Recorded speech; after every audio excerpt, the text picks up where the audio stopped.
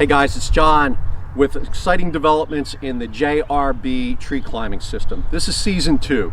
September of last year, I released my tree climbing method. I've been rope climbing for purposes of saddle hunting for the last 13 years. And through social media, made some friends who were interested in seeing what I do, and I made a few demonstrations. I'm going to show you how the season has evolved and taken me to where I am today, and with some exciting developments. I'm going to be climbing this tree a couple of quick times to show you how I do it. And this is a demonstration, does not substitute for instruction. Should you attempt this or any type of climbing, please do so safely and seek appropriate instruction. The super exciting development since last year has been the ability to climb different ways and even to get my friction hitches to automatically tend as I ascend the tree. So this method is not what you'd call DRT or MRS. It's not SRT or SRS. It's a rather unique hybrid where a rope, single continuous but doubled rope, goes up and over one or more tree crotches, and then I climb both strands in parallel. And so I'm going to demonstrate that today on this particular tree. I put a line up in yesterday. I haven't climbed it yet, and the rope is up over 2 crotches. So here's the result of my throw ball work, and over my shoulder is my climbing line. And I don't use a pack. I don't even use a foot platform when I hunt, and I don't tie any knots to the tree. And my system is fully redundant. You may recall, if you've seen my earlier videos, I made a statement that this method is faster, it's safer, and more versatile than other methods. And on the versatility side, we've really made some strides. So I'm going to send this rope up, and you'll notice I just clipped in, I didn't tie in. I've got some friction hitches already on the line. I tied those a long time ago, and in a careful and controlled fashion, and ensured that they were tied correctly and safely, so that in the woods I don't need to tie anything. So that's about to go over the first crotch on the right, and now it's going to go down the second crotch on the left and return to me. Now, of course, and the majority of trees I climb are a single crotch, but the reason I've chosen this tree is to demonstrate the versatility of the method. So I'm going to do a couple of quick climbs, and what I'm going to do to get started is show you the simplest method for climbing, and that is simply on a pair of these friction hitches. Get those other ones out of the way. I'll bring them back into the field of view later. So I've got a video on how to create these. These are Mishikan friction hitches, typically tied with an eye-to-eye or a cord, but I've closed them using a hunter's bend, which allows me to simply clip in and get myself all snug and secure. This method, all the climbing methods I'm going to show you today, use this Garda hitch foot loop, and I've got a video on how to create this. Now, for this particular climb, I've created this one. It's a little longer than the original, using 14 feet of webbing rather than just 12. And I've got a video on how to engage the Garda hitch, which I'm doing right now. It's a fantastic progress capture device.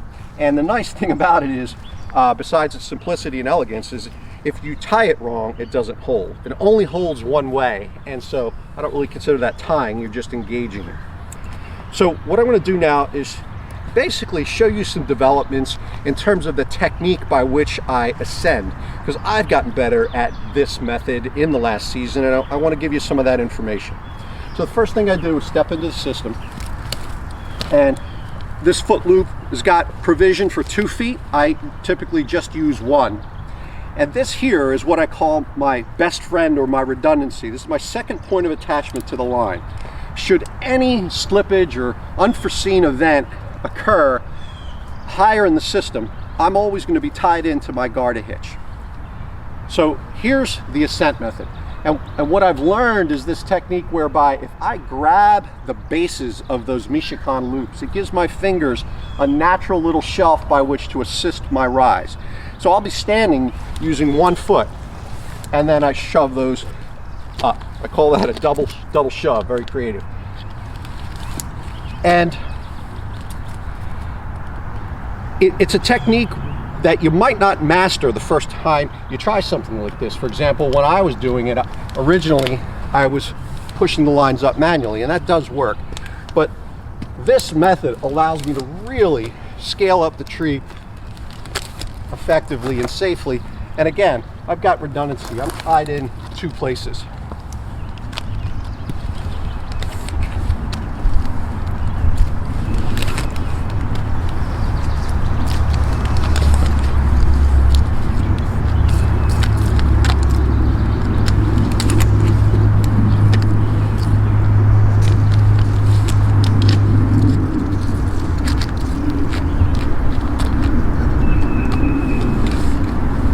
The reason I chose this tree, in a hunting situation, we might want to position ourselves with respect to the trunks differently. And so I noticed this branch going off at an angle here in this walnut tree, and I said, well, that'd be handy, because I could position myself this way, or, and again, never been in this tree before, but I can get inside of it. I can get inside of it and reposition myself in a manner that I'm well hidden. Okay, so I'm gonna come down and do another quick climb demonstrating the automatically tending system. First thing I do to rappel is remove my foot loop. And I'm just gonna drop that since I'm not using it for the second climb. And the second thing I do is engage a munter friction hitch. I've got a video on how to engage the munter. Take the slack out of it, get in position for rappel, and then it's simply a matter of breaking your friction hitches. Now, you can break these typically on a single crotch tree. You can grab your hand around both hitches at one time, but because I'm climbing on 2 crotches, I'll break them one at a time. So I broke the left one, I broke the right one. And so now, all I do is feed slack into the munter with my left hand while tending these hitches on the left. Now let's say you had a foot platform. Well, let's say you had an emergency. Anytime you let go of the system, it holds. Those knots will rebind and you stay in place. This system passes what arborists call the whistle test, whereby at any point during the climb, if you let your hands and feet go, just let go of the system, you always fail safely. And I can control the amount of friction. See, I'm really not holding that rope very hard at all. Come down here, moves a little faster.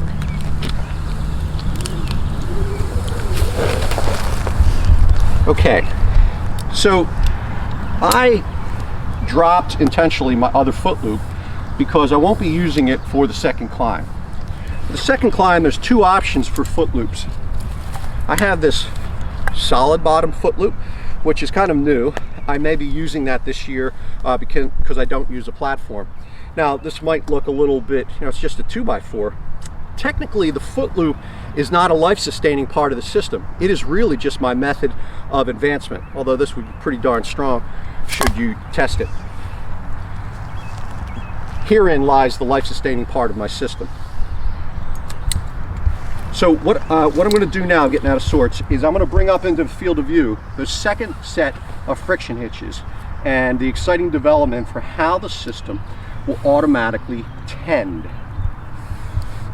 So normally they would have been in the right place.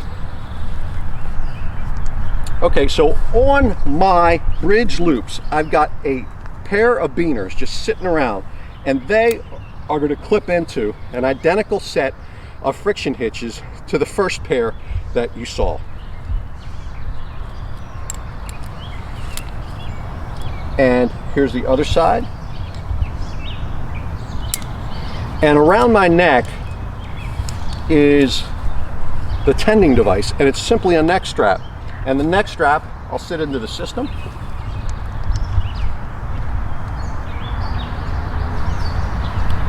Neck strap simply engages around the rope and these loops. And then I put in my, so a little bit more setup for this system, So let's say you didn't have the same strength profile. Let's say you were just starting out and you really wanted to go as slowly as possible and as safely and as easily. Let's say you were climbing to 100 feet for a recreational climb. This might be the way to go.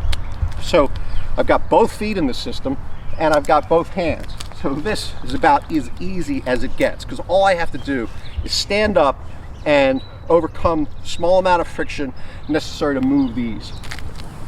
And that's it, that's the move. I move these up, move my feet up.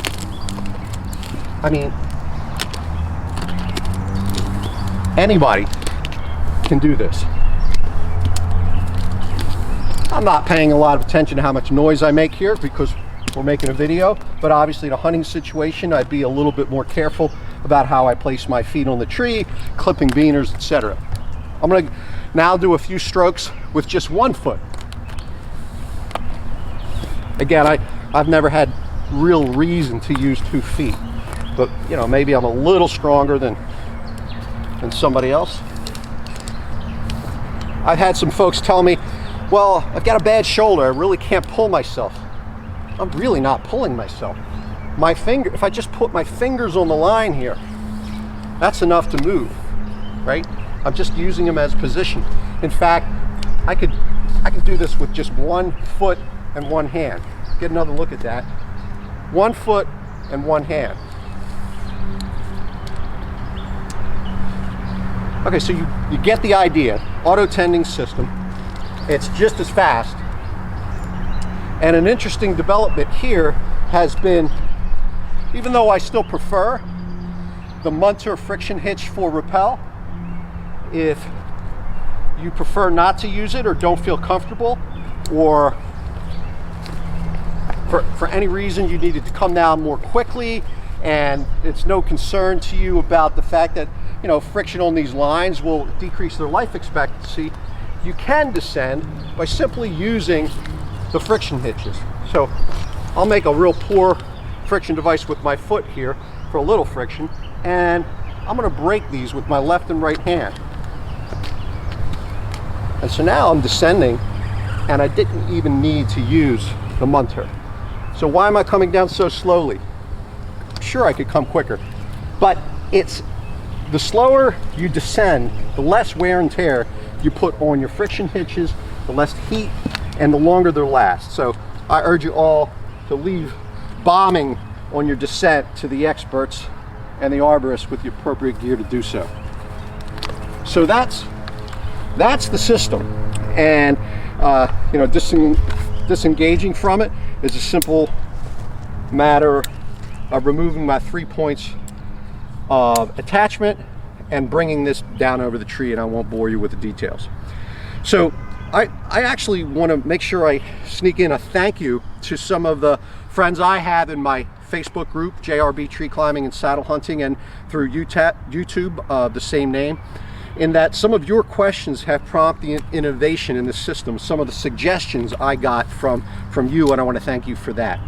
And the most exciting thing for me this season on the versatility department will be the introduction of a whole new playlist on my channel. I spent part of my winter nights working on the answer to a question from one of the gentlemen in my group who asked me if there was any way to take this system and just walk up to a tree and climb the tree without using a throw ball. And I thought the answer was no, but it turns out the answer is yes. It's a pretty intricate climb, but I will be doing some demonstrations on that. And I'm going to put that in a new playlist. It's the same climbing system, but a different climbing method. And I'm going to call that JRB hitch climbing. So please look out for that. It's really going to be quite cool. And also check out the JRB hitch, which is also on my channel, a new knot which I developed and have submitted for consideration to the International Guild of Knot Tires. It's really been quite a fun winter, and I look forward to sharing this with you. So again, JRB Tree Climbing, please be safe, and I'll see you soon. Thank you.